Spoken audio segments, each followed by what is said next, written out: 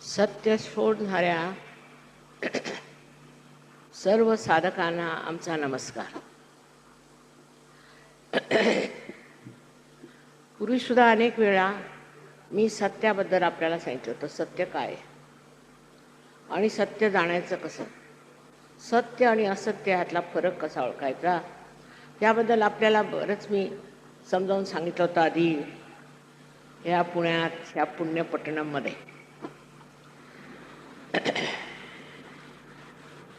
पण आपण का सत्य शोधतो ते बघितलं पाहिजे. आज या कलियुगात अनेक तऱ्हेचे असे प्रकार दिसून येतात की मनुष्य घाबरून जातो. त्याला समजत नाही की हे सर्व काय चाललंय. आणि ही कलियुगाची विशेषता आहे की मनुष्याला भ्रांती पडते, त्याला भ्रांती होते आणि त्या भ्रांतीतून तो बावचळून जातो, घाबरून जातो. त्याला समजत नाही की काय सत्य काय आहे, मी कुठे चाललो, हे जग कुठे चाललं, असे अनेक प्रश्न त्याच्या डोक्यात डोकावतात. हे आपल्या महाराष्ट्रातच नव्हे, भारतातच नव्हे, पण सर्व जगात आहे. सर्व जगाला या कळीच्या महिमाची फार पूर्णपणे जाणीव झालेली आहे. सांगायचं म्हणजे नल आणि दमयंती यांचा जो विरह केला गेला तो कळीने केला. आणि एकदा हा कली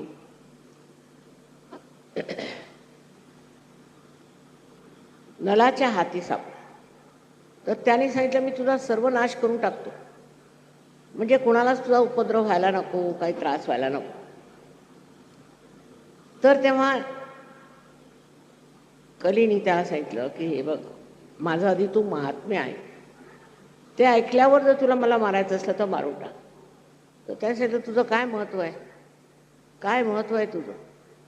तर त्याने सांगितलं माझं हे महत्त्व आहे की जेव्हा माझं राज्य येईल, म्हणजे जेव्हा कलियुग येईल, तेव्हा लोक भ्रांतीत पडतील, हे खरं आहे. पण त्यामुळेच त्यांच्यामध्ये अशी उत्कट इच्छा होईल की आपण शोधून काढावं की मनुष्याचं आयुष्य कशाला इथे आलं आहे, त्याच्यात पुढे काय आम्हाला करायचं आहे. आणि ह्या शोधात जे आज गिरीकंदरामध्ये परमेश्वराला शोधत फिरत आहेत किंवा सत्य शोधत फिरत आहेत किंवा परम शोधत फिरत आहेत, त्यांना सहजच हा लाभ आहे, ह्याची प्रचिती मिळेल. आणि प्रचिती मिळणं हीच खरी ओळख आहे. प्रचितीशिवाय कोणत्याही गोष्टीवर भाळून जाणं ते काही बरोबर नाही. तर मी महाराष्ट्रात जेव्हा कार्याला सुरुवात केली तेव्हा सगळ्यांनी सांगितलं, माताजी इथे पायलीचे 50 गुरु आहेत. पायली म्हणजे आपल्याला माहीतच असेल, एक माप असतं. तर एक माप तुम्ही दिलं तर 50 गुरु तुम्हाला मिळतील. म्हटलं अरे बापरे, आता कसं काय होणार. आणि लोकांना काय आमचे हे गुरु, आमचे हे ते गुरु. अहो त्यांनी काही लाभ झाला का तुम्हाला, त्यांची काही प्रचिती आली का, त्यांनी काही तुम्हाला दान दिलं का, किंवा का तुम्ही त्यांच्या मागे धावता. नाही, लिहिलेलं आहे असं की गुरु हा शोधलाच पाहिजे. अहो शोधला पाहिजे, पण जो समोर येऊन उभा राहिला त्याला तुम्ही गुरु कसे म्हणता. आणि असे अनेक गुरु या पुण्यात तर फारच जास्त बोकाळले होते, याबद्दल काही शंका नाही.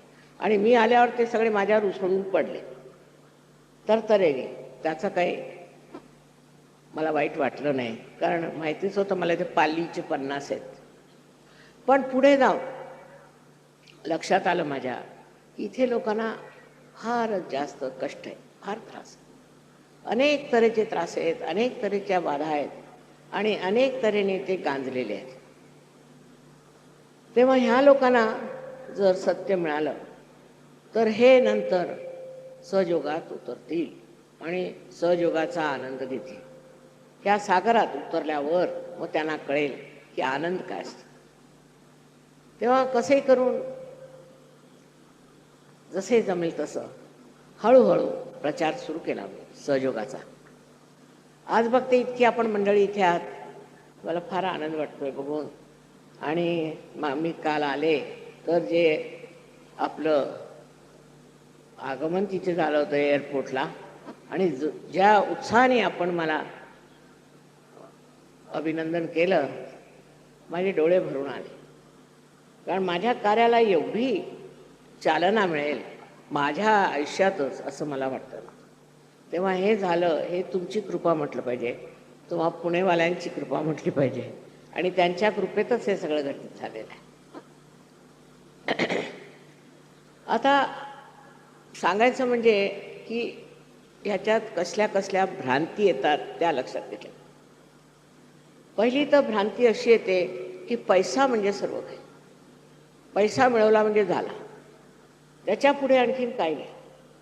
पैसा किंवा आपण म्हणू भौतिकवाद हा कलीचाच अवतार आहे.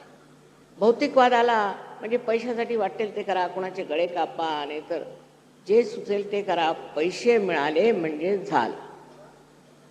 हा जो पैसा आहे तो जो आपल्या मानगुटीवर बसलेला आहे, हा म्हणजे सर्व गुरूंच्या पेक्षाही बत्तर. तेव्हा हा पैसा मिळवण्यासाठी वाटेल ते धंदे करा, वाटेल तसे वागा, त्याच्यात काही हरकत नाही, कारण पैसा पाहिजे. एवढं पैसा पैसा करून आज मी बघते की पुण्याला एकही फ्लॅट विकत नाही. लोकांजवळ पैसेच नाहीत म्हणे फ्लॅट विकत घ्यायला, म्हणजे गेले तरी कुठे पैसे सगळे. पैसा पैसा करून आज ही परिस्थिती झालेली आहे. निदान पूर्वी इतकं ती वाईट स्थिती नव्हती. ती स्थिती कशी आली ते मी सांगू शकणार नाही, पण एवढं मी सांगू शकते तुम्हाला नक्कीच की ह्या पैशाने कोणतंही सुख, समाधान आणि तृप्ती मिळत नाही, कधीच मिळत. आज तुम्हाला वाटलं एक घर बांधावं, घर बांधलं, बरं, मग ते घर बांधलं, त्याला उपभोगलं नाही, काही नाही, मग मोटर पाहिजे, मोटर घेतली, मग आता एरोप्लेनपर्यंत जायचं. ही जी धावपळ आहे पैशासाठी, ही सिद्ध करते की पैशामध्ये सुख नाही. सुख कशात आहे? सुख आत्मानंदात. आत्म्याचा जो आनंद आहे तो सगळ्यात जास्त सुखदायी आणि शीतल आहे. बरं, ही वेळ आलेली आहे, कारण कलियुग संपला, आता संपलाय त्याचा प्रकार. आता त्याची पकड गेलेली आहे, लोकांच्या लक्षात यायला लागला आहे, आणि आता मनुष्य आत्मानुभवाला तयार आहे. आपल्या या महाराष्ट्रात अनेक संत गुरु गेले, फार मोठे मोठे लोक झाले, पण सगळ्यांना छळूनच काढलं. कुणाचं कधी काही ऐकलंच नाही, आणि सगळ्यांना छळून छळून इतका त्रास दिला की कोणी दुसरा असता तर त्यांनी जन्मताच म्हटलं असेल मला साधू संत व्हायचं नाही. अशी परिस्थिती होती. इतकी अक्कलच नव्हती लोकांना की साधू म्हणजे काय आणि संत म्हणजे काय. पण भलत्या लोकांच्या मागे त्यांच्या नादी लागायचं, भलत्या लोकांच्या मागे धावायचं, आणि जे खरे आहेत त्यांच्याशी काहीही संबंध ठेवायचा. ही अशी परिस्थिती इथे होती पूर्वी. ती परिस्थिती आता बदलून एक नवीन परिस्थिती निर्माण होत आहे.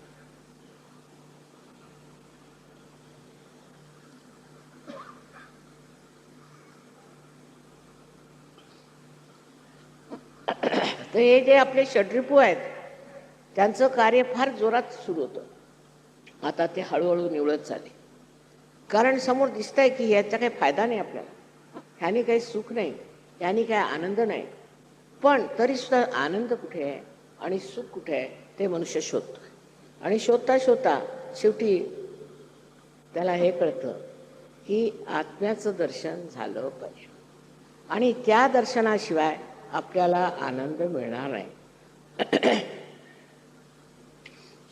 माझं म्हणणं असं आहे की आपले एवढे साधू संत झाले आणि त्यांना तर छळतच होते लोक म्हणा, पण तरी त्यांनी सांगितलं बरं काही हरकत नाही, तुम्ही देवाचं नाव घेत बसा, पांडुरंग पांडुरंग. तर टाळ कुठे चालले तिकडे वारकरी म्हणून. अहो पण आता झालं ना, तुम्ही बरेच कुठले बरेच केलं, तुम्ही सगळे जगाभरची देवळं पाहिली, सगळं काही झालं, आता शेवटी आता काय, आता काय तेच करत राहायचं का? आयुष्यभर तेच करत राहणार? त्याच्या पुढची पायरी जर तयार असली तर काय येऊ नये त्याच्यात. आणि त्याची पुढची पायरी म्हणजे सहयोग आहे. सहयोगामध्ये जे तुम्ही आजपर्यंत इच्छिले, जे तुम्ही मागितले आणि जे जिकडे तुमचं लक्ष होतं ते सिद्ध करायचं, आणि ते तुम्ही काहीही करायचं, कारण तुमच्यातच ही शक्ती, कुंडलिनी शक्ती आहे. पण तुम्ही हट्ट धरून बसले. आता इथे काही मंडळी आली, आम्ही तुम्हाला 1,00,000 रुपये देतो, आमची कुंडलिनी जागृत करा. म्हटलं तुम्ही 2,00,000 घ्या, पण मला कुंडलिनी जागृत करते. कारण जसे पैशानी का कुंडलिनी जागृत होईल, हे जिवंत कार्य आहे. हे जिवंत कार्य आहे. जर एखादा बिला तुम्ही जमिनीत घातलं आणि त्याच्यासमोर सांगितलं मी तुला 1,00,000 रुपये देते, झाड काढ, तर म्हणजे अहो परत जा, तुम्हाला अक्कल नाही. तशातलाच हा प्रकार. हे जिवंत कार्य आहे आणि जिवंत कार्य म्हणजे तुमच्या कुंडलीचं जागरण करणं. ते कार्य अनेकदा अनेक वेळेला ह्या महाराष्ट्रातही झालेलं आहे. पण पूर्वीच्या काळी अशी परंपरा होती की एकाने एकाला द्यायचं, जास्त नाही. फार अगदी त्यांची सफाई करून हे करून ते करून शेवटी एक मनुष्य दिसला की त्याला जागृती देत असत. पण ज्ञानेश्वरांची कृपा आहे की 12व्या शतकात त्यांनी आपल्या ज्ञानेश्वरीमध्ये स्पष्ट लिहिलंय 6व्या अध्यायात की कुंडलिनी नावाची शक्ती. नाही तर त्याच्या आधी आपल्या इथल्या लोकांना कुंडलिनी आणि कुंडलीमधला फरकच माहीत होता. ती शक्ती आपल्यामध्ये सगळ्यांच्या मध्ये आहे. तुम्ही कोणत्याही जातीचे असले, ब्राह्मण शूद्र, हे सगळं माणसाने बनवलेलं आहे. तसं कुणीच नाही आहे. मी तर मानतच नाही असं काही आहे जगात, आणि कोणीच मानलं नाही. साधू संतांनी कधी मानलं आहे मला माहिती आहे. कितीतरी साधू संतांची उदाहरणं आहेत. आता ती मी देत नाही तुम्हाला, पण तुम्हाला माहिती आहे की श्रीराम त्यांची आज नवमी आहे, तेव्हा त्यांनी सुद्धा एका बिल्लिणीच्या दातांनी उष्टी झालेली पोरं किती प्रेमाने खाली. त्याच्यात काय सिद्ध केलं त्यांनी की ही जात पात वर खाली असं काही नाही, सगळे मानव एकच आहेत. सगळ्यांमध्ये ती कुंडली असते. ही कुंडलिनी सगळ्यांमध्ये असताना तुम्ही असं कसं म्हणता की ह्यांची जात अमकी न त्यांची जात अमकी. हे नंतर काहीतरी गौड बंगाल लोकांनी सुरू केलं. पण वास्तविक मनुष्य संबंध मानवजात एक आहे हे स्वयोगाने सिद्ध होऊ शकतं. कारण सगळ्यांमध्ये कुंडलिनी आहे. मग तो विलायतेतला मनुष्य असे ना का की हिंदुस्थानातला असे ना का, सगळ्यांमध्ये जर कुंडलिनी आहे तर मग तो वर खाली जातीय अमका तमका कसा. मी हे मानतच नाही, म्हणजे नाहीच आहे असं. पण तुम्ही मानू लागा. त्यासाठी आता इथे फार ओरड आहे धर्मांतराची. धर्मांतर नाही करायचं. सहयोग म्हणजे धर्मांतर आहे पक्का. मी सांगते तुम्हाला, आधीच सांगून ठेवतो. धर्मांतर म्हणजे ज्या धर्माच्या नुसत्या भ्रामक कल्पना आहेत त्या सगळ्यात तोडून जो खरा धर्म आहे तो आपल्यामध्ये जागृत, जो सच्चा धर्म आहे तो आपल्यामध्ये जागृत होतो. आत्म्याचा जो धर्म आहे तो आपल्यामध्ये जागृत होतो. आणि हे जे वरचे जे आहेत की अमकेने तमकेने अमकेने, त्याच्यावरती आता पुष्कळशे राजकारणी लोक बरेच पोट भरत आहेत. ते सगळं बेकार. एक दिवस असा येईल की जे लोक पार होतील, ज्यांना सहयोगामध्ये कुंडलीचं जागरण मिळेल, ज्यांचा संबंध चैतन्याशी झाल्यावर असली जात पात मी कसलं काय हो मूर्खासारखं काढणं आहे हे सगळं. तेव्हा ही जी एक गोष्ट आहे की आता तुमच्या उत्थानाचा दिवस आहे. त्याला बायबलमध्ये म्हणतात की युअर लास्ट जजमेंट, रेझरेक्शन. आणि पुराणात सुद्धा त्याला किंवा कियामा म्हटलेलं. आणि जे त्यांनी लक्षणं सांगितली ती लक्षणं आहेत, ती साक्षात होतात. मग कळेल तुम्हाला की मुसलमान हिंदू ख्रिश्चन हा प्रकार देवाच्या नजरेत नाही आहे. देवाने सगळे पाठवले एकानंतर एक कबूल, पण त्यांनी वेगळे धर्म काढायला सांगितले नाही. आता मी रोमला असते, कधी कधी इटलीला असते, तर तिथे त्यांनी सांगितलं की त्यांनी माझ्याशी वाद घेतला की म्हणे आम्हाला एक धर्म नको आहे. म्हटलं वेगळे वेगळे धर्म कशाला पाहिजेत भांडायला. एक धर्म नको, कारण मग भांडताच येत नाही ना. भांडणार कसे, एकच धर्मात बसले. आणि हा धर्म म्हणजे स्वतःचा स्वधर्म आहे, जे शिवाजी महाराजांनी सांगितलं की स्वधर्म तो वाढवावा. आता ते साक्षात्कारी होते, तर त्यांनी हे सांगितलं की तुम्ही स्वधर्म वाढवा, आणि तेच कार्य आम्ही करत आहोत. स्वधर्म वाढवा. एकदा स्वधर्म वाढवल्यावर तुम्हाला आश्चर्य वाटेल की तुम्ही कोणत्या अंधारात बसले होते आणि कसली कर्मकांड करत बसले होते सकाळपासून संध्याकाळपर्यंत. त्याने काहीही लाभ होणार नाही. झालाय का आतापर्यंत? आतापर्यंत झाला का? तर टाळ कुटत तुम्ही पंढरीला जा आणि नाहीतर इकडे तुम्ही मक्क्याला जा, सगळं एकच प्रकार आहे. आंधळ्यासारखे चालले. अरे बाबा कुठे चालले तुम्ही? म्हणे मक्क्याला चाललो. असं का? काय मक्क्याला? वा वा, आम्हाला गेलंच पाहिजे. आम्ही गेलो म्हणजे आम्ही हाजी होणार. म्हटलं हाजी पाजी काय होत नाही तुम्ही, बेकारची गोष्ट आहे. आता आपल्याला सांगितलं तर आश्चर्य वाटेल की आपल्या शास्त्रात लिहिलेलं आहे की मक्केश्वर शिव आहेत. त्या मुसलमानांना विचारा की तुम्ही एका दगडाला कशाला पुजता? त्याच्या भोवती का फिरता? तो दगड काय आहे? तुम्ही दगडाला मानत नाही ना, मग कशा? पण आपल्या शास्त्रात लिहिलेलं आहे की ते मक्केश्वर शिव आहेत. हिंडोलिका देवीचं तिथे मंदिर आहे. म्हणजे असं माझं म्हणणं नाही की मोहम्मद साहेबांनी काही शिवाला कमी लेखलेली आहे. कडे कोण लेखलं? कारण शिव म्हणजे शाश्वत, अनंत आहेत ते. त्यांना तुम्ही म्हटलं की ते कुठे ख्रिस्ती धर्मात कुठे आहेत किंवा अमक्या धर्मात कुठे आहेत? सर्व धर्मात आहेत. पण धर्म कुठे आहे ते मला दाखवा. धर्मच कुठे नाही, सगळा अधर्म आहे. पैसे खाणं, वाटेल ते धंदे करणं, सगळीकडे हा प्रकार सुरू. म्हणे मला मंदिर बांधायचं. म्हटलं कशाला? काही कमी आहेत का मंदिरं? नाही म्हणे पैसे द्या माताजी, आम्हाला मंदिर बांधायचं. म्हणून मुळीच बांधू नका. तुमच्या हृदयाची मंदिरं बांधा. हृदयामध्ये मंदिरं बांधली पाहिजे. हृदयामध्ये प्रेमाची जेव्हा मंदिरं बांधली जाती तेव्हा हे सगळं मूर्खपणाचे जे धंदे ते सगळे सुटणार आहेत. हे सुटलेच पाहिजे, नाहीतर भोगात त्याचे भोग चालू आहे. आता भोगायचं काय? तर तो परमानंद परमेश्वराची एक वेळा तुमच्यावर कृपा झाली आणि तुम्ही जर त्या परमचैतन्याशी एकरूप झाला की मग काय नाही. ह्या सगळ्या सर्व तऱ्हेच्या या विक्षिप्त खोट्या गुरूंबद्दल माझं एकच म्हणणं आहे की सगळ्यांनी सायन्सची भेट घ्यावी. सायन्सशी मुकाबला, सायंटिस्टशी मुकाबला. जर सायंटिस्ट बरोबर मुकाबल्यात ते जिंकले तर खरे, नाही तर खोटे. आमचं तर रात्रंदिवस सायंटिस्ट बरोबरच कार्य चालू. मग ते मेडिकल सायन्स असे का का फिजिक्सचं सायन्स असे ना का कोणतंही सायन्स असलं तरी. आणि सगळ्यांनी सिद्ध केलं, सिद्ध केलं आहे. पण आपल्या इथले सायंटिस्ट अजून जरा खालच्याच लेवलला आहेत मला असं वाटतं. ते येणार नाही तिकडे विचारायला. पण मी होते रुमानियाला, तर त्यांनी एक मेडिकल कॉन्फरन्स केली होती. तिथे मला बोलायला सांगितलं. तर मी त्यांना हे सांगितलं की लिव्हरच्या त्रासाने काय काय त्रास होऊ शकतात, लिव्हरने तुम्हाला काय काय त्रास होऊ शकतात.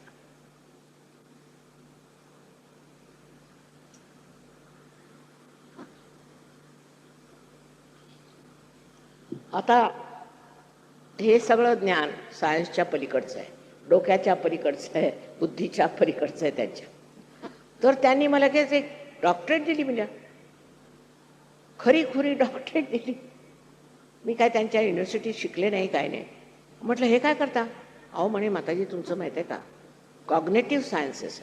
आता आपल्या सायंटिस्टना हा शब्दही माहीत नसणार कॉग्नेटिव्ह सायन्स म्हणजे. पण त्यांची मजल बघा कुठे गेलेली आहे की एक सायन्स असतं ते कॉग्नेटिव्ह आहे. आईन्स्टीनने सुद्धा म्हटलेलं आहे की एक टॉर्शन एरिया असतो, तिथून जे नॉलेज येतं ते आहे कॉग्नेटिव्ह. पण इथे लोकांना समजतं का कॉग्नेटिव्ह सायन्स म्हणजे काय, ते कशाशी खातात.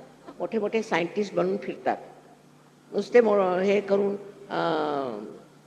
तुमच्या तोफा बनवून आणखीन त्याच्यावर ताण म्हणजे जे बनवत आहेत स्पुटनिक सारख्या वस्तू, ह्यानी काय होणार आहे? ह्याचा काय फायदा होणार आहे?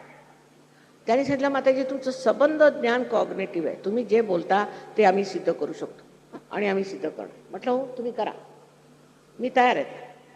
आणि मग ते सिद्ध झाल्यावर ते म्हणे आम्ही काही मूर्ख नाही आहोत, तुम्ही जे म्हटलं ते खरं आहे म्हणूनच आम्ही तुमच्या चरणी आलो. तर जेवढे हे खोटे गुरु आहेत त्यांना म्हणावं आधी तुम्ही सायन्स पुढे जा, सायंटिस्ट पुढे. आणि सायंटिस्ट 2 दिवसात त्यांना ठीक करून देते. कबूल आहे, सायन्समध्ये नीतिमत्तेवर काही लिहिलेलं नाही, अनिती नाही आहे, पण नीतिमत्ता काय वगैरे काही नाही, कबूल. पण सत्य आहेत ते खोट्याला मानणारे लोक नाही. तेव्हा हे जेवढे गुरु लोक तुम्हाला दिसतात ना चारीकडे पसरलेले, आणि जेवढे राजकारणी त्या गुरूंच्या मागे फिरतायत, त्यांना म्हणावं आधी यांना सायंटिस्टची ओळख करून द्या, आणि सायंटिस्टला म्हणावं यांना बघा. आता हिंदुस्थानातले सायंटिस्ट लायकीचे आहेत काय माहीत नाही, पण बाहेरचे सायंटिस्टची मी गोष्ट सांगते. रशियातच तसं आहे. अहो काय 51 लोक, असे 51 सायंटिस्ट आहे. मी म्हटलं तुम्ही हिंदुस्थानात या, तुमची कदर होईल. ते म्हणे आम्हाला आमच्या देशातच काम करायचं. काय त्यांची देशभक्ती, ते बघून मला आश्चर्य वाटतं की अहो आम्ही वर्षानुवर्ष लढलो, त्या देशाला स्वातंत्र्य मिळालं, आणि आता लोकांची देशभक्ती गेली कुठे? ती नाहीच, लुप्तच झाली. पैसे खाणे, ज्याला पाहिला तोच पैसे खातो. अरे मग जेवतो का नाही का? पैसेच खात राहतो. हा प्रकार बघून असं वाटतं की ह्या देशातली अस्मिता ज्याला म्हणतात ती परत नष्ट झालेली आहे. नाहीतर हे असं कसं घडतंय? अहो 42 सालात आम्ही स्वतः लहान असताना सुद्धा आम्ही त्याच्यात उडी मारली असं म्हटलं पाहिजे. आणि इतक्या लोकांचं आम्ही तिथे इतकी लहान असून सुद्धा मी त्यांची लीडर होते. मग छळलं मला त्यांनी, मारलं तर कबूल आहे, काय करणार? तुम्ही जर कोणत्या चांगल्या कार्यासाठी आलात तर होणारच आहे हे असं. बरं तुमच्या पुण्यालाच कितीतरी भलते गुरु आले आणि इथे त्यांना तुम्ही केवढी वाव दिली. अजूनही लोक भगवे वस्त्र घालून फिरतायत सगळीकडे. किती लाजिरवाणी गोष्ट आहे की आपण सत्याला धरून नाही आणि असत्याला इतक्या पटकन आपण पकडतो. आणि ते महाराष्ट्रात, अहो काय हे महाराष्ट्र म्हणजे केवढा मोठा देश, जसं नाव आहे महाराष्ट्र तसाच आहे हा देश. मी तर मराठी भाषेचं फार गुणगान गाते, लोकांना सांगते तुम्हाला येणार आहे फार कठीण, याला पर्याय इतके आहेत, इतका एक एक शब्द इतका अचूक आहे. पण मराठी माणसाची स्थिती बघून आश्चर्य होतं. त्या गुरुच्या मागे धावले, त्या गुरुच्या मागे धावले, काय करतायत काय समजत नाही. आणि सगळे म्हणे, आम्ही म्हणे संन्यास घेतला. कशाला? आमच्या गुरूंना आम्ही सगळं काही दिलं. अहो जर तुम्ही घरात गृहस्थ असून तुम्ही ह्या गुरुला देता, हा संन्याशी, हा भामटा, ह्याला कशाला देता तुम्ही? तर आमच्या गुरूंना काही म्हणू नका. म्हटलं का म्हणणार नाही? हा भामटा आहे, हे भामटा आहे असं मी नेहमी म्हणणार, मला कोणाची भीती नाही. पण तरी सुटले, बरेच सुटले. मी सांगते तुम्हाला, पुण्याचे बरेच आपले चंबू गबाळे घेऊन पळाले, ते मला माहिती आहे. पण तरी सुद्धा आहेत महाराष्ट्रात प्रत्येक गावात एक गुरु महाराज बसलेले. कधी काय म्हणतात तर कधी काय म्हणतात. पैसे खायच्या मागे किती पैसे आणले बाबा तू, इथून सुरू. तर सर्वात प्रथम हे जाणलं पाहिजे की जर सत्य जाण्याचं असलं तर अशाच माणसापासून जाणलं पाहिजे, तो तुम्हाला सत्य देईल.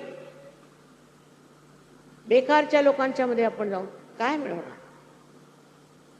कधी कधी फार दुःख होतं.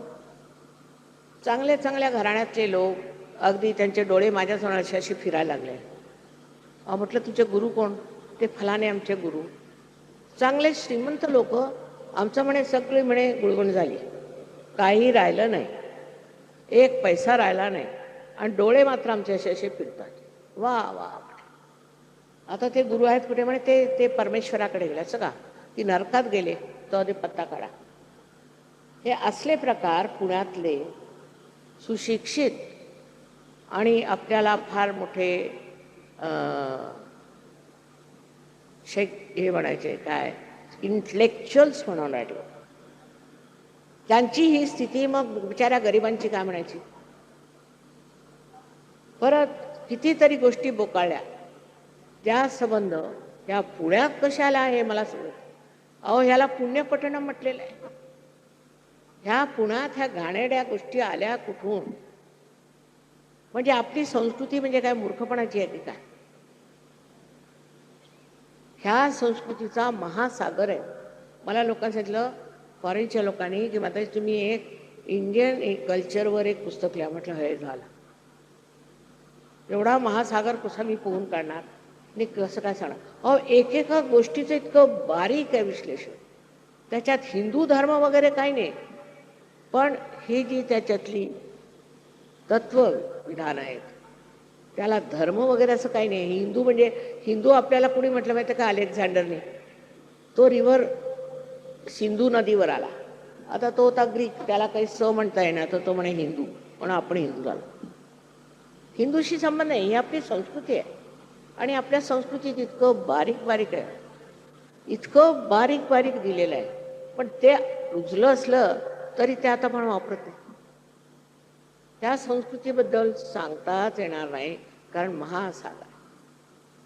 पण आता मी पुण्यालाच बघते ना, सगळ्या बायका अमेरिकन कल्चर आयला म्हणतो. आधी अमेरिकेला जाऊन बघा काय स्थिती आहे, किती घरं मोडली गेली ते बघा, तिथली मुलं ड्रग्ज घेतात ते बघा, दारू बायका पितात हे ऐकलं मला तर आश्चर्य वाटलं बा. त्यांची काय स्थिती आहे ती बघा. आणि ते आपल्या देशाकडे बघतात की आमची संस्कृती तिथे जायची, त्याच्या आधीच ते म्हणतील की आमचे साक्षात इथे रूप बसलेले. हे जाणार कसं? आपल्याला म्हणजे अमेरिकन लोक वाटतात फारच चांगले, सगळे कर्जाऊ आहेत, एकूण एक, तो देश सुद्धा कर्जाऊ आहे. आणि त्या लोकांची डोकी उलटी आहेत, त्यांच्यातनं काही शिकायचं नाही. जे शिकायचं आहे ते आपल्या आत आहे. जो काही ज्ञानाचा भंडारा आहे तो आपल्या आतमध्ये, तो मिळवायचा आहे. मला तर आता आश्चर्य वाटलं, रस्त्यावर मी मुलींना बायकांना भेटलं, केस बीस कापून अगदी एवढ्या एवढ्या स्कर्ट्स घालून आणि रंग तसा आपला हिंदुस्थानी, आणि चालल्या. म्हटलं काय हे म्हणे अमेरिकन आहेत म्हणे. असं का? नको रे बाबा, ते अमेरिकनचं घाणेरडे लोक आहेत, काही त्यांच्यात शिकण्यासारखं नाही. ते आमच्यापासून येऊन शिकायला इकडे येतात. हजारो माणसं या देशात कशाला येतात हा पण विचार केला का? सत्य शोधायला ते हिंदुस्थानात येतात, पण त्यांना कोणी ना कोणी गुरु पकडतो, एअरपोर्टवरच पकडून घेतो. आणि आले इथे, तुम्हाला आश्चर्य वाटेल, आमचे सहयोगी जे फॉरेनहून येतात ते ह्या तुमच्या मातृभूमीला वंदन म्हणून मुके घेतात वाकून, की ह्या महाराष्ट्रातूनच माताजी आलेल्या आहे. ही त्यांची कमाल बघा, त्यांची ओळख बघा, त्यांची समज बघा. आणि आपल्याला आहे का ते समज? सगळं मांडलं तरी आपली संस्कृती गेली कुठे? गांधीजींच्या बरोबर मी होते तेव्हा त्यांचं हे सहयोगावरच लक्ष होतं. आणि त्यांनी सांगितलं की सर्व धर्माचं जर आपण तत्व काढून एकत्र केलं तर एक नवीन धर्म बनवता येईल. म्हटलं मी तेच करणार. आणि तो धर्म म्हणजे सहज धर्म आहे. त्याच्यावर गांधीजी म्हणाले होते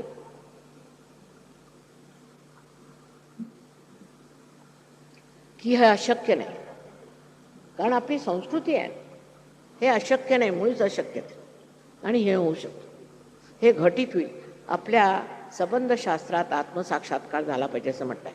तसंच प्रत्येक धर्माच्या शास्त्रात हेच लिहिलेलं आहे. हे जे खोटं नाटक करत बसतात ना, त्याचा काहीही संबंध त्या धर्मांशी नाही. सर्व धर्मात एकच गोष्ट लिहिली आहे की आत्मसाक्षात्कारला प्राप्त करा. म्हणजे काय की हाच एक मार्ग असं लिहिलेलं आहे स्पष्ट. हे सगळं लिहिल्यावर सुद्धा इकडे लोक समाजवाद, अहो ते समाजवादाचे रशियाला जाऊन बघा काय वाभाडे निघाले. कशाला समाजवाद घेऊन बसले? काहीतरी दाखवायला म्हणून की आम्ही काहीतरी वेस्टर्न आहोत. अहो तुम्ही जे आहात ते दाखवा, ते फार मोठं आहे आणि त्याची महत्ता सांगता येत नाही, इतकी मोठी गोष्ट आहे ती.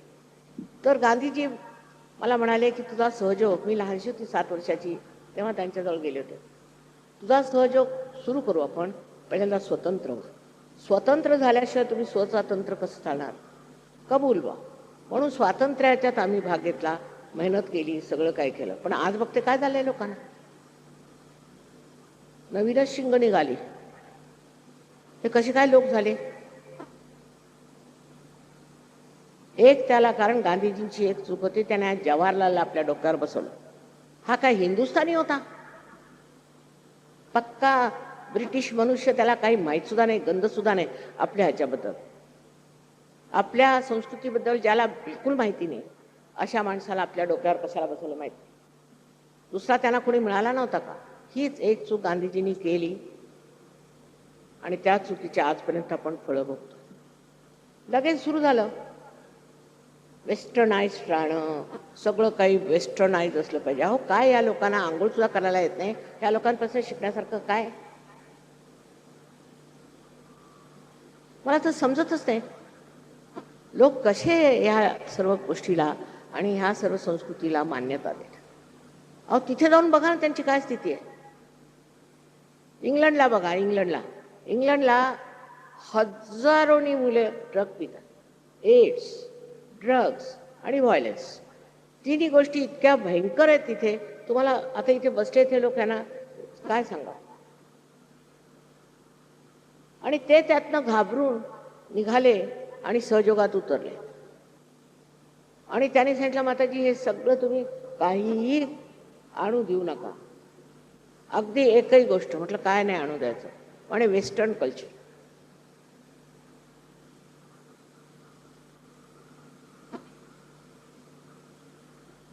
अहो लहानशा गोष्टी सुद्धा त्यांना माहीत नाही.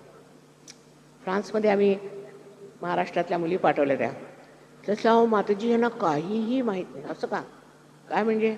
अहो बाहेरून येतात ते एकदम पाणी पितात, गरम मधनं आले आणि पाणी पितात आणि केळं खाऊन सुद्धा पाणी पितात. म्हटलं असं का? म्हणजे हे आम्हाला सगळ्यांना तुम्ही काश्मीरला जा नाहीतर इकडे महाराष्ट्रात त्या सगळ्यामध्ये केळ्यावर पाणी नाही प्यायलं पाहिजे. अशा लहान गोष्टीपासून मोठ्या गोष्टीपर्यंत सगळं आपल्याला माहिती आहे. मी जे म्हणते सगळं आपल्याला माहिती आहे की हा मूर्खपणा आहे. पण एवढं मात्र खरं की जे मी पाहिलं ते तुम्ही पाहिलेलं नाही. आणि दाखल्या मूठ 1.25 लाखाची तसं आहे की तुम्हाला असं वाटतं पण ह्या लोकांमध्ये अक्कल नाही आहे. आणि ती अक्कल येणार कशी? त्यांना संस्कृतीच नाही. एवढ्या महासागराच्या या संस्कृतीत राहून आपण जर मूर्खासारखे वागले आणि तुमचे मुलं उद्या जर ड्रग्स घेऊ लागले आणि हे सगळे धंदे करू लागले म्हणजे मग तुम्ही ओरडत बसा. तिथं तर मुलांचं काय, आईवडिलांचंच ठिकाणा नाही. फॅमिली म्हणजे नाहीच. आणि अगदी बेशरम लोक आहेत त्या बाबतीत. अगदी स्पष्ट सांगतील की मी माझ्या बायकोला घटस्फोट दिला. असं का? मग आता आम्हाला नमस्कार. हे असले तुमचे जे इंग्लिश भाषा शिकून जे वाभाडे निघाले आहेत ते मात्र मला आश्चर्य वाटतं. इंग्लिश भाषा शिकायला काय नको? मी कधीच इंग्लिश भाषा शिकले नाही. मराठी शाळेत शिकले आणि मराठीतच शिकले सगळं. नंतर मग सायन्समध्ये सुद्धा इंग्लिश भाषा नव्हती आणि मेडिकलही नव्हतं. पण ते म्हणतात मी अशी इंग्लिश बोलते की वा. अहो हे इंग्लिश भाषेत आहे काय दम? आत्म्याला स्पिरिट, परत दारूला स्पिरिट, परत भूतालाही स्पिरिट. म्हणजे आत्मा आणि स्पिरिट एक आहे की काय? आत्मा आणि भूत एकच असलं पाहिजे. अहो काय म्हटलं, काय संपदा आपली. बरं आता ह्या सर्व संस्कृतीची संपदा किंवा गाभा काय? तो काय? अध्यात्म हा त्याचा गाभा आहे. नुसतं शहाणपण मिळवणं आणि स्वतःला काहीतरी विशेष समजून गमेंट दाखवणं हा काही त्यातला आत्मा आहे. त्यातला जो गाभा आहे तो अध्यात्म आहे. आणि त्या अध्यात्माची जी परिसीमा आहे ते आत्मसाक्षात्कार आहे. हे जाणून घेतलं पाहिजे. अध्यात्म त्याच्याशिवाय नुसती बडबड करत राहायची, इकडे जाऊन ते प्रवचनं द्यायची, नंतर आणखी काय काय प्रकार, त्यांनी काहीही होत नाही. 17 प्रवचनं ऐकून सुद्धा तुम्ही जसेच्या तसे राहणार, काही फायदा होणार. कशाने फायदा होईल? तुमच्या आत्म्याच्या दर्शनाने, त्याच्या प्रकाशात, त्या आत्म्याच्या प्रकाशात तुम्ही जेव्हा बघाल तुम्हाला आश्चर्य वाटेल की निरक्षीर विवेक, पाणी एकीकडे आणि दूध एकीकडे कसं आहे वेगळं वेगळं, ते अगदी साक्षात होईल. तुम्ही चूक काम करणारच नाही, तुम्ही तुमचा रस्ता चुकणारच नाही. म्हणून सांगायचं म्हणजे असं की आज वेळेची ही हाक आहे. आज तुम्ही सगळेच म्हणतायत की आता ही 2000 वर्ष संपली आणि संपत आहेत, त्याच्यानंतर सत्ययुग येणार आहे. त्यात जर टिकायचं असलं तर स्वतः सत्यात उभं राहिलं पाहिजे. ते फालतूचे जे आपले ढोंगपणाचे प्रकार आहेत ते काही चालणार नाही. दुसरे म्हणजे नसते अवास्तव बडबडणं आणि बोलणं, आणखीन काहीतरी दाखवायचं की आम्ही फार मोठे शिक्षणात विशेष आहोत. काही चालणार नाही. तुम्ही सत्यावर उभे आहात की नाही हे पाहिलं जाईल. आणि जर तुम्ही सत्यावर उभे असले तर तुम्हाला कुणी हात सुद्धा लावू शकतो. अहो, साप सुद्धा चावत नाही आमच्या सहयोगानं, काही होत नाही त्यांना. ते म्हणतात माताजी तुमचं आम्हाला संरक्षण. अहो, कसलं संरक्षण? तुम्ही स्वतःच पार झालेले, परमेश्वराच्या साम्राज्यात गेलेले, मी कसलं तुम्हाला संरक्षण देणार? अशी एक नवीन स्थिती येणार आहे, एक नवीन जग तयार होणार. त्या जगात ख्रिस्तानी म्हटल्याप्रमाणे हे लास्ट जजमेंट आहे. जे उचलले गेले ते गेले आणि जे बाकीचे ते जाणार, संपणार, खानदान सहित, सर्व गर्वासहित आणि सर्व मूर्खपणासहित. तेव्हा मी आज मुद्दामून तुम्हाला विशेष हे सांगायला आले, विशेषतः महाराष्ट्रात. पुणे शहर म्हणजे संबंध महाराष्ट्राचं हृदय हृदय. पण इथे काय काय धंदे झाले ते तुम्हाला माहिती आहे, मला सांगायला.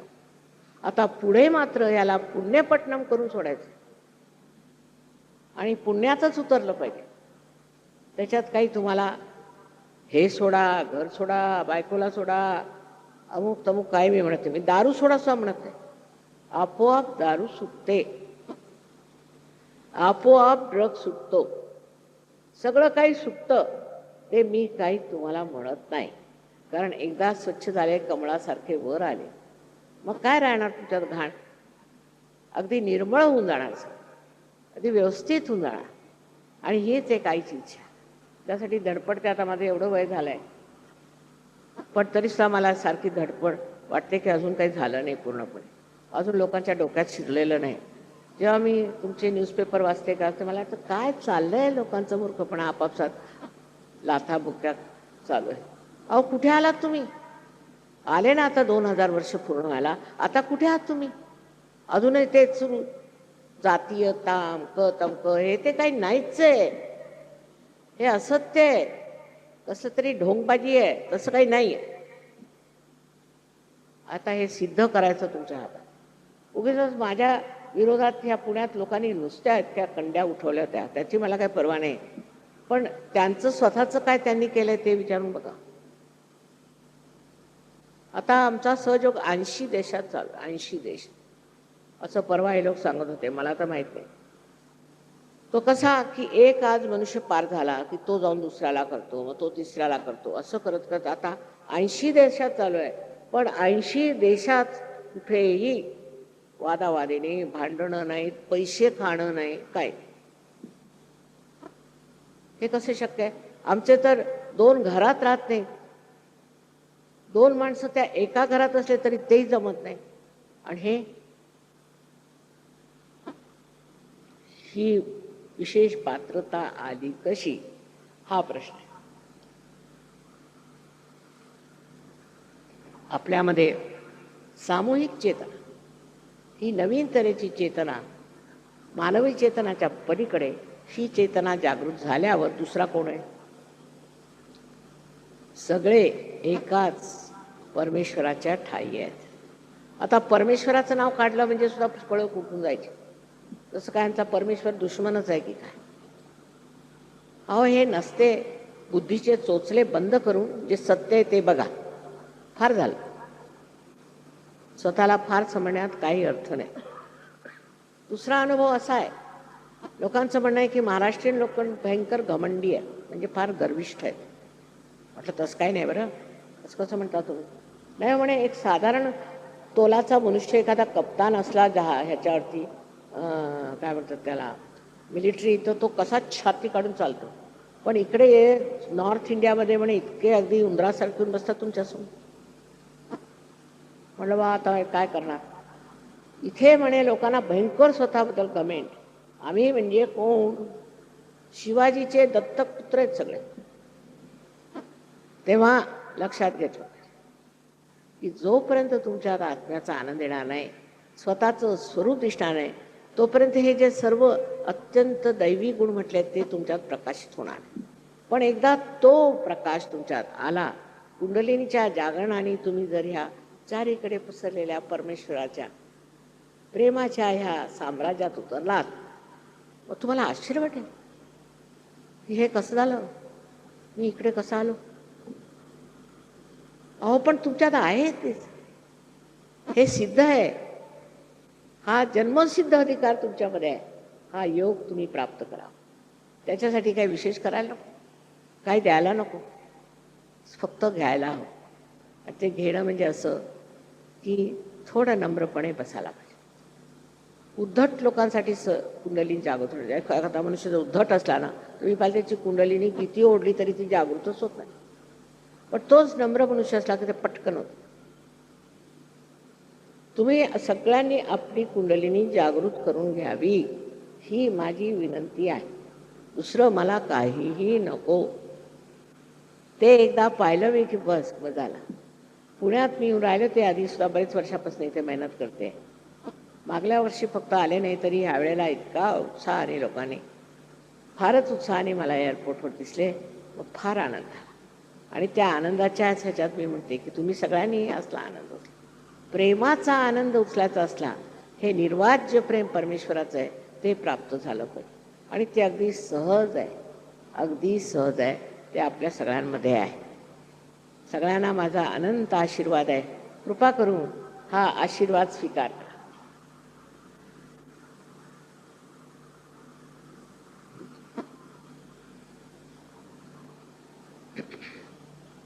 आता 10 मिनटं सुद्धा लागणार नाहीत तुम्हाला पार व्हायला. काही घाई करू नका, घड्याळं बघू नका, आरामात बसा जरा, थोडंसं निश्चिंत.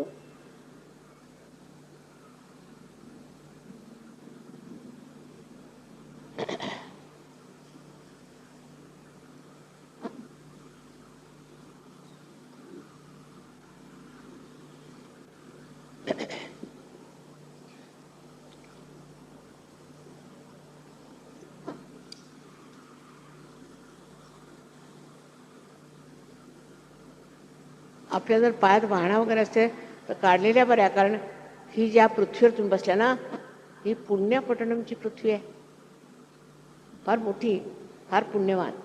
तेव्हा चपला काढून बसा, नम्रपणे चपला काढून बसा. आणि ज्यांना जायचं असेल त्यांनी जावं. पण सध्या जेव्हा हे कार्य होत आहे तेव्हा मात्र हलू नये आणि दुसऱ्यांना त्रास देऊ नये. कृपा करून.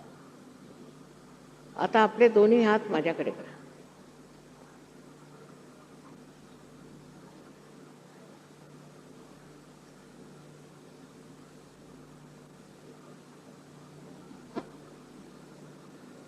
आता उजवा हात माझ्याकडे करा असा, आणि डावा हात डोक्यावर, टाळूवर असा आधांतरी धरायचा वरती. दोन्ही पाय वेगळे ठेवा. खुर्चीवर बसलेल्या लोकांनी दोन्ही पाय वेगळे ठेवायचे.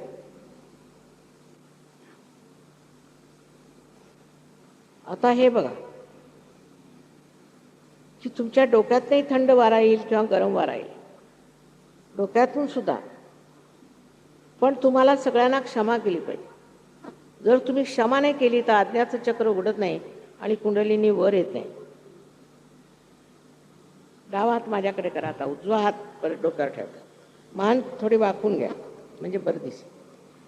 परत मला सांगायचं आहे की तुम्ही सगळ्यांना एकसार क्षमा करा.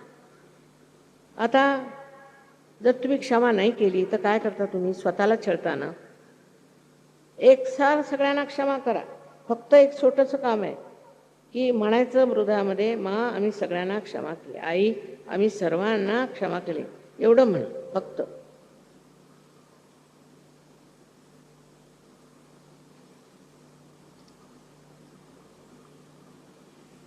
तर डावा हात माझ्याकडे, उजव्या हाताने बघा. आता उजवा हात माझ्याकडे करा आणि डाव्या हाताने बघा. गार गार येईल डोक्यात.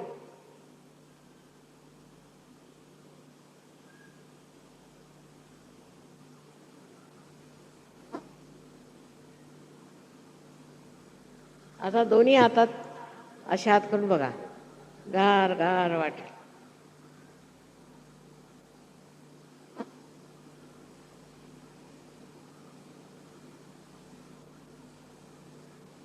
आता ज्या लोकांच्या बोटांमध्ये किंवा तळव्यामध्ये, थंड असेल किंवा गरम. जर तुम्ही क्षमा नसेल केली तर गरम येईल, म्हणून परत क्षमा करा. डाव्या हातात आणि उजव्या हातात ज्यांच्या थंड थंड अशा लहरी येतात, त्या चैतन्य लहरी आहेत. त्या सर्वप्रथम तुम्हाला चैतन्य मिळालेले, त्याची जाणीव झालेली आहे, त्याची प्रचिती आहे. बघा हातात आणि डोक्यातनं सुद्धा थंड थंड येतं. बघा डोक्यातून सुद्धा थंड थंड यायला पाहिजे. जर गरम येत आहे तर तुम्ही क्षमा नाही केलेली, एवढंच. बाकी पार झाले पण क्षमा नाही केली.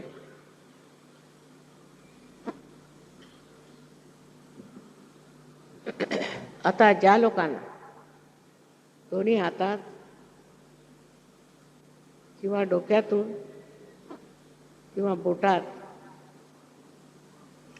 थंड थंड अशी चैतन्य लहरीची जाणीव झाली आहे, त्या सगळ्यांनी आपले दोन्ही हात वर करावे.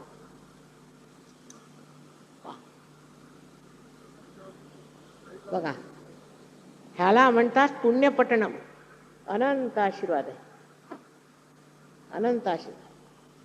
आता ह्याची वाढ झाली पाहिजे. जसं बी जरी रुजलं आणि अंकुरित झालं तरी त्याला वाढवलं पाहिजे. फार त्याला मेहनत करायला नको. 1 महिन्यात तुम्ही अगदी याचे गुरु होऊन जा. तुम्ही स्वतःचे गुरु होऊन जा.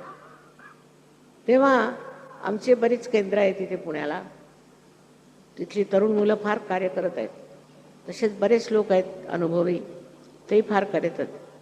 तेव्हा आपण सर्वांनी पूर्णपणे लक्ष घालून ते कार्य करा.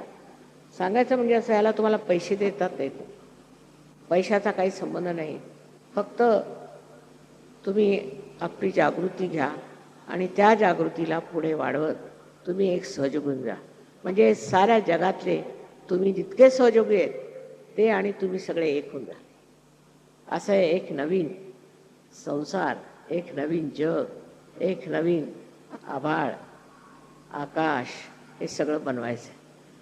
सहयोगाची माहितीसुद्धा तुम्हाला मिळेल तिथे.